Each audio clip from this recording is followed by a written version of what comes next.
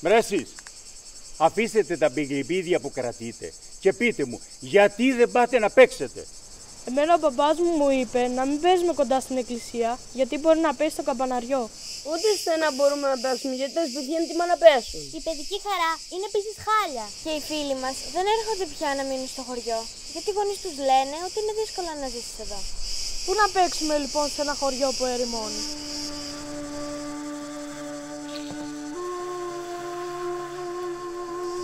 Ακούστε λοιπόν παιδιά, να σας πω μια ιστορία για να μην σας βλέπω έτσι.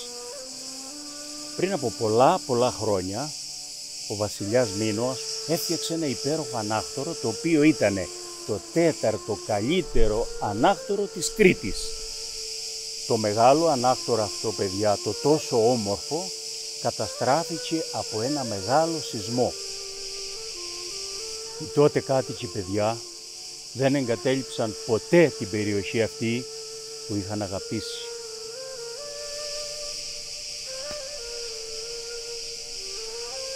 Όπως λοιπόν τότε παιδιά, έτσι και τώρα οι κάτοικοι συνεχίζουν να αγαπούν τον τόπο τους και να παραμένουν σε αυτό.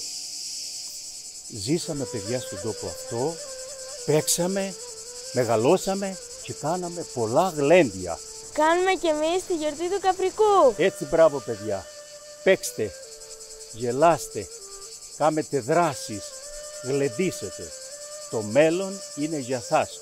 Ό,τι και να συμβεί, ό,τι και να σας κάνουν, μην εγκαταλείψετε ποτέ αυτόν τον τόπο. Να τον αγαπάτε όπως τον αγαπούσαμε και τον αγαπούμε και εμείς.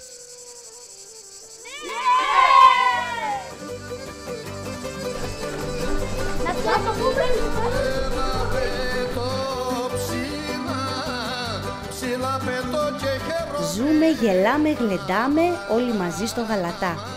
Στην 27η γιορτή Καπρικού στις 12 Ιουλίου με το Βασίλη Σταυρακάκη και στις 13 Ιουλίου με το Μανώλη Στεφανάκη.